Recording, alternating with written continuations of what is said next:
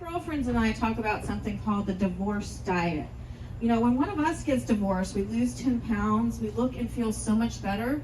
But I don't think the same is true for guys, right? I don't think guys get the same emotional support from their girlfriends that we do, or their guy friends like we do as girls. I don't see guys sitting around telling their friends like, dude, she was totally dimming your light. Let's go on a cleanse and take a pole dancing class. Bro, it's so enlightening. Yeah, I don't think Isaac got that kind of support, you guys. I love Santa Barbara. You guys having fun? Yeah. I love this town. I actually went to boarding school in Carpinteria at the Kate School. And if any of you guys know that place. So I love it up here. It feels like a second home. And I love Lewis. Thank you, Lewis. I'm Maggie Hyde, like you said. I produce Maggie's Mashup all over the country. And I love being here with you guys. So aside from being divorced, I'm also a single mom. Yes, I knew none of you were parents. You look too happy. But it's really hard being a parent. I mean, you have to pretend to enjoy all those things your kids enjoy. Like kids' birthday parties, play dates, their father.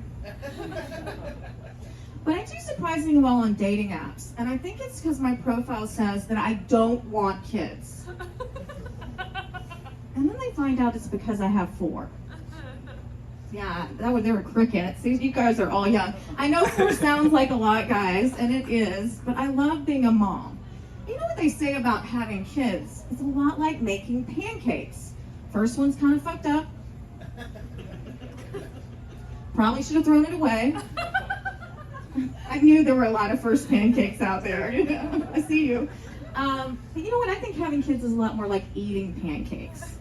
You always regret having your 4th one. In case you guys are wondering, none of my pancakes like that joke. They're actually super pissed at me about it, especially my first pancake. You guys, she's so mad she disinvited me from her wedding. And I was like, honey, I'm like so sad. I'm like, you can't do this. You don't understand. You don't get redos of special days in life like weddings, unless you're me. And then you get a couple. That's right. I've been married twice. You can actually get worse at something. Yeah, for you young people, you can. But you know what? Marriage is hard. It wasn't all my fault. I really did try. But my last husband, he had a lot of mental health issues. And being in a relationship with someone who's bipolar is kind of like being on a roller coaster that never fucks you. But you know, at the end of my last marriage, I was willing to do anything to try and save it. I learned to cook. I went to therapy. I even took a class on how to give a great blowjob. Yeah. And it's not that I learned anything that technical, but I did learn that the secret to giving a great blowjob is pretending you like doing it. I guess it was more of an acting class. Right, ladies? Yeah. Did you guys know it's summer and it's been hot and fun, but there's actually a study has come out that says that guys' penises are actually bigger during the summer. They're calling it the summer penis phenomena. This is actually real. You can look it up. Guys had to have sponsored that. Like, you know, and I don't think come winter you're going to see studies about winter dick. Do you? Or January Johnson? I don't think that's the package any of us are looking for, right? But what do we ladies get? I don't know if there are going to be any studies for us. Are we going to get like fall tits, right? We lift them up because we're so tired of falling for your shitty pickup lines? I don't know. I kind of like that summer penis. I wonder how many guys have used that line already after they saw it in People magazine. Just check out my summer penis. Now I'm giving you. Now you have a new pickup line, you guys, right there. Oh God, I am at that age where my age and my genetics are meeting in an unfortunate way. I've been having like all these health problems. It's like a head-on collision, and I don't think there are going to be any survivors. I'm like a car that needs all the parts recalled. But the upside of that is I now can officially blame my mom for everything. You know, I knew my emotional pain was her fault, but now my physical pain is too. I'm like, thanks for the genetics, bitch. But seriously, you know, it's hard as your parents' age, right? I FaceTimed my mother the other day, and it was like looking into a crystal ball of my future. And my future is not looking good, you guys. Talking to her over FaceTime was like watching an unaired episode of Hoarders. Yeah. And she was using her filters, that's the sad part. I mean, she has every newspaper since 1973, but hasn't gotten rid of any husbands. Oh boy, those are new jokes. Thanks for humoring me. I'm not sure they're jokes yet. We have to try them somewhere. But I am thinking about those things because you know what? You get a lot of perspective when you are a parent on your own parents' parenting. And I remember getting so mad at my mom about stuff she had said to me when I was young. Like she used to call me a waste of oxygen. Yeah, often. Like that's fun having that run through your head, you guys. And you know, I said to her, "How could you say that to me?" And I thought she was just gaslighting me. She pretended like she didn't know that I remember that she'd said it, right? And then now that I'm a parent and my kids get mad at me about things I've said, I'm like, "What's your name again?" No, none of you. I guess that's what happens when you have 4 children, right? I do love all my children, you guys. I don't like any of them, but I do love them. That's not true either. It's hard being a single mom. It was particularly hard during COVID. You know, we used to sit down to the table and say grace. Now we just say fuck it. It was particularly even hard with my older kids, like my 19-year-old son. I used to be like, when are you going to stop smoking weed? And now I'm like, when are you going to come home with weed? This same kid, he's adorable. He goes to UCSC, and last Mother's Day, he gave me a joint for Mother's Day. He's like, it is my dream to get high with you. I'm like, that's great. It's my dream to never be sober. Oh, boy. Oh, God. But you know what? I think, you know, kids like to rebel against what their parents do, right? So, you know, I've been married twice and a lot of relationships. So all my kids are in like serious monogamous relationships. Even my 11-year-old. I'm like, it's a little soon. It's with an American Girl doll. But, I'm like, also, will you please invite me to your wedding? You know, gotta get it go where you can. There was one silver lining to the pandemic, though, for me. I didn't have to lie to my youngest about why I didn't want to take her to Disneyland anymore. Because if you're a parent in Southern California and you can afford to go and you don't want to, you're kind of like the Grinch, right? Disney's like a spiritual journey for kids. That's why I used to tell her that the park was in Massachusetts. That was all great until she failed geography class. But I think the real reason that I hate Disneyland is the rides remind me of a map of all my failed relationships. Take the Splash Mountain ride. It reminds me of all my hookups. Never as wet as I thought I would be. And God, I wish there weren't any pictures.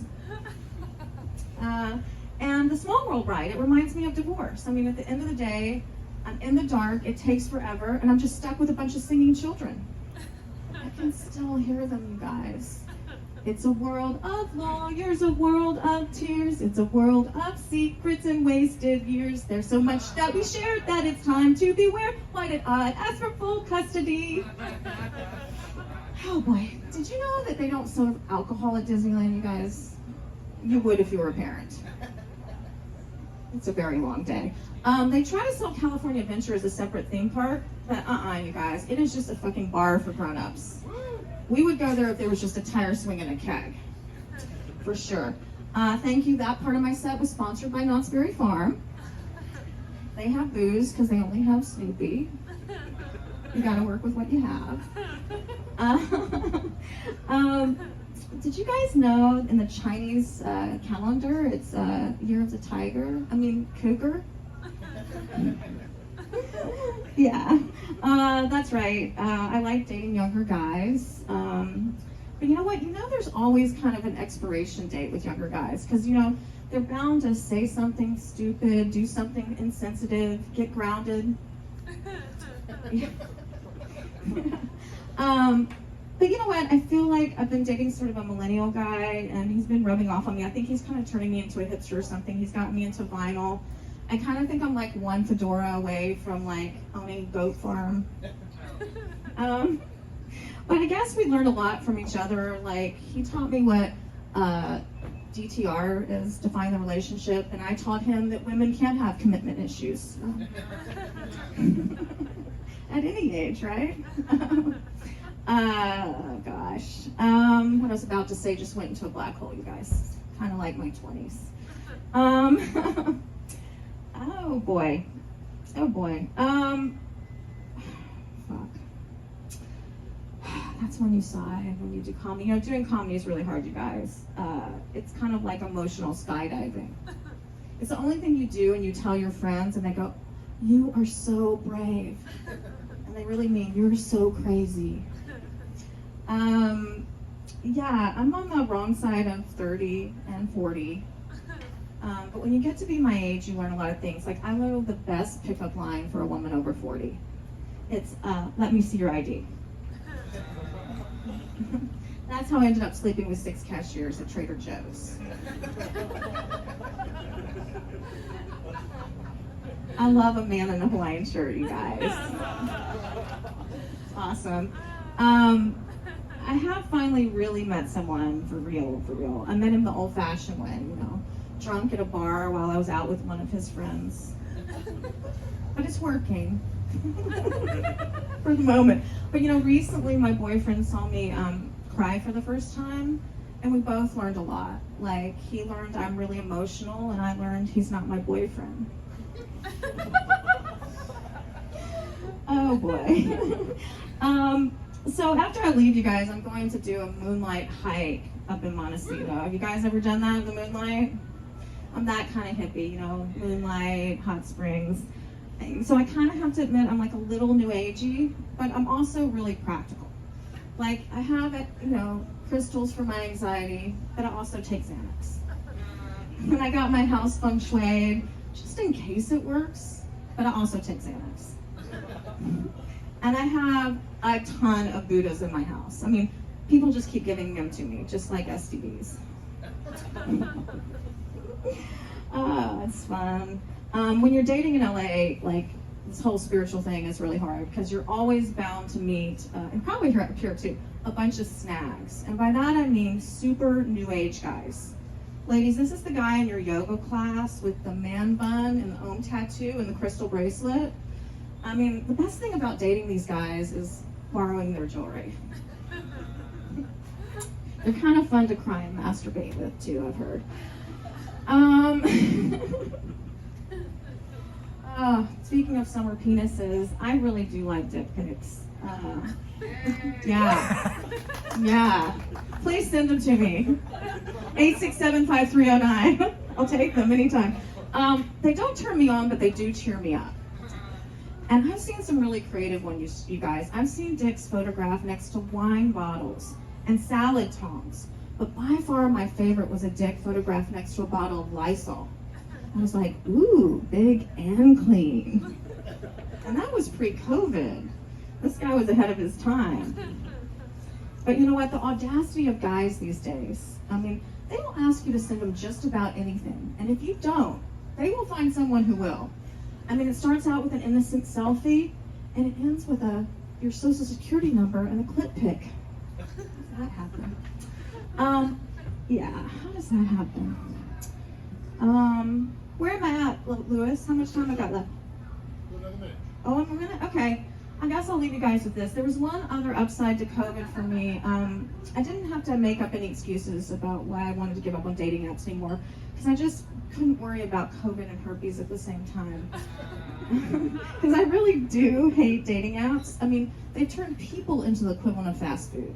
They're not good for you, but they're hot and available right now. Like this one guy I dated, I mean, he was just like Chick-fil-A. Warm, delicious, but my gay friends were not having it. And this other guy, I mean, he was just like Subway. A foot long, but kind of weird with my kid.